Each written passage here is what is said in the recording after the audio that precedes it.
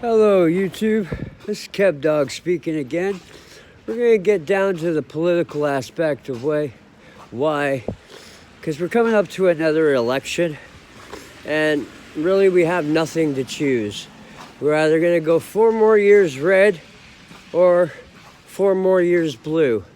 I think we're going to go blue this year because unfortunately, and I hate to say this, but we'll never ever have a Bloc Québécois a government. We'll never have a Bloc Québécois prime minister. We'll never have an NDP prime minister. It will not happen. There's just no social. There's no way in Canadian politics, political history that will ever happen in this country.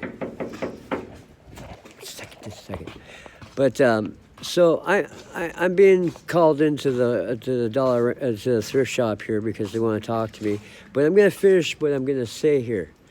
Our democratic system is broken, okay? And if anybody can't see that, is got their blinders up their ass or their head so far in the ground that they should be called ostriches, all right? This system has been broken since November 22nd, 1963, when they shot that man in Dallas. And then they shot his brother 4 years later. You know? They were true political, democratic politicians. They were actually public servants. And they weren't running against a political popularity contest. They were actually going to stick by their policies, and that's why they were shot. That's why they were put out, and that's why Henry Kissinger stayed in office and lived to be 100 years old. It was because he knew that if they pulled out of Vietnam, the world would have been a much peaceful, more economically thriving country. And if the United States is economically thriving, then that must mean every place they trade with, which is Canada, Britain, would have thrived too. But no, they decided to kill one of the best presidents ever to sit behind the Oval Office and kill his brother.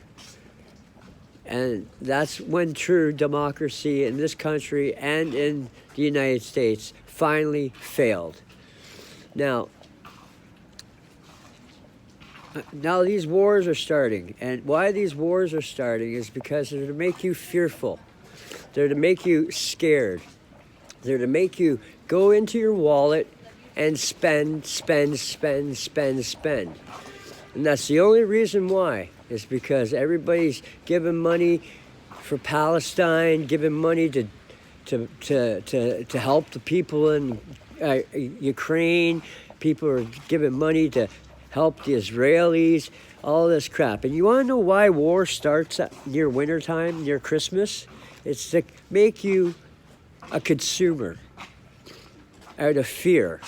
I don't know what you're afraid of, but this is why we live in a hierarchical society now. We don't live in a democratic society. It's the haves and the have-nots. And, you know, George Orwell said it best. War is not meant to be ended, okay? War is meant to be continuous.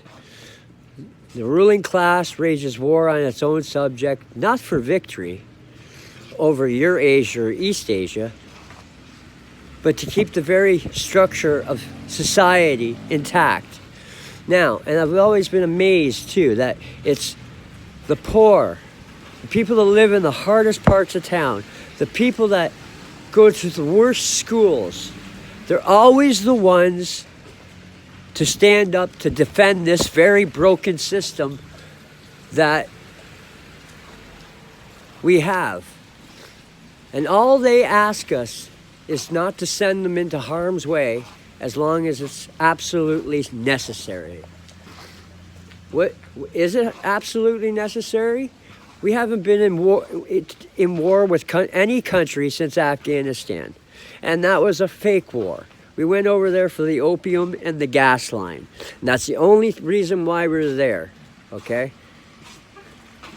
Same thing happened to Canada that happened to Russia when they invaded Afghanistan in 1985. We all became junkies, and now we have an opiate epidemic problem in Canada because of it.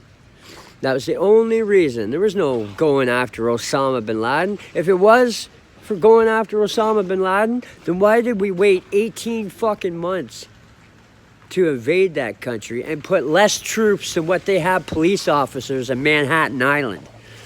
1,300 troops. A month and a half after September 11th happened, they finally put troops on the ground in Afghanistan. They gave the Taliban a month and a half head start. And then the Taliban just turned into ISIS. ISIS just turned into the Hamas. And now they're all banding together. Why?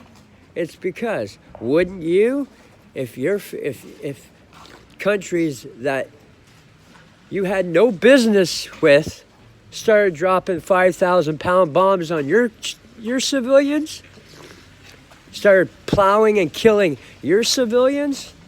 Yeah, Palestine is the last open concentration camp in the world, okay? These people, all they want to be is free, all right?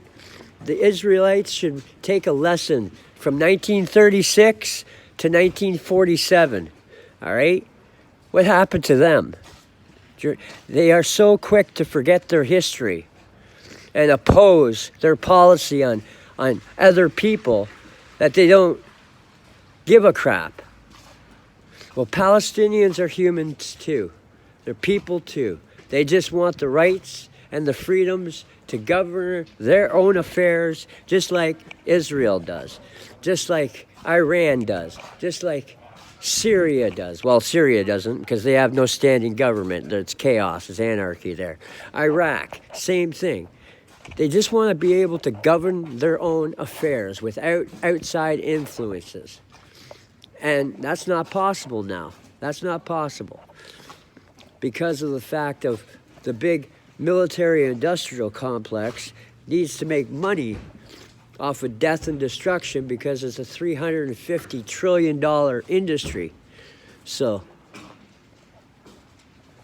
all I have to say is watch 1959 Dwight D. Eisenhower's farewell address to the nation after he left office. He warned us about this. He warned us about the military-industrial complex. 365 million people work in building guns, tanks, bullets, you name it, for the military-industrial complex. That's a lot of jobs. But who the heck are we at war with? Why do we need to build all this defense? Why do we need to put $37 trillion into defense instead of health care, instead of education? Because education is power. Education, knowledge is power. And they don't want powerful people, because then you get people like me who speak out against their bullshit and their trickery and their just incompetence in office. The last public service worker that was a true politician that worked as a public service worker and didn't treat their job as a politician as a friggin' popularity contest was Margaret Thatcher. She was the best conservative, democratic prime minister ever to sit in the House of Commons. We need more politicians like Margaret Thatcher, who actually stood by policy, stayed by policy, and if the policy was wrong, she wasn't afraid to say, oops, I'm sorry, I fucked up. I made the wrong choice. I'm sorry. I will try to fix it better. All right? You either loved her or you hated her. Now, the way the politicians work, we just hate them. We just hate them because we know they all have their fucking hands in the cookie jar. We all know they're taking kickbacks by the private companies and private interests. And we know it's not a democratic election. It's a corporate capitalist election. And until this democratic system either gets thrown out or refixed, there's no future for any of us. There's the haves and the have-nots.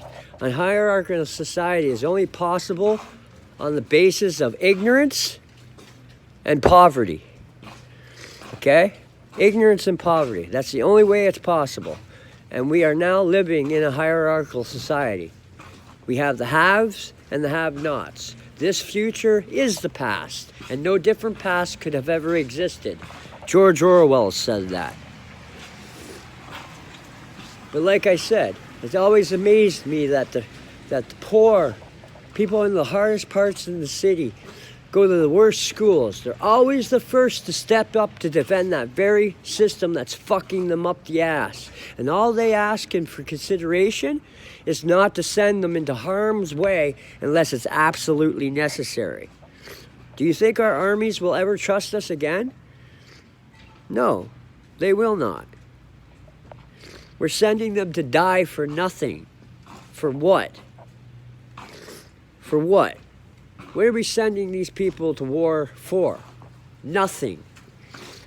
That's why. So Billy Bob and his friggin' Ford here, and his Ford right there, can friggin' drive 145 kilometers on 28 gallons of gas.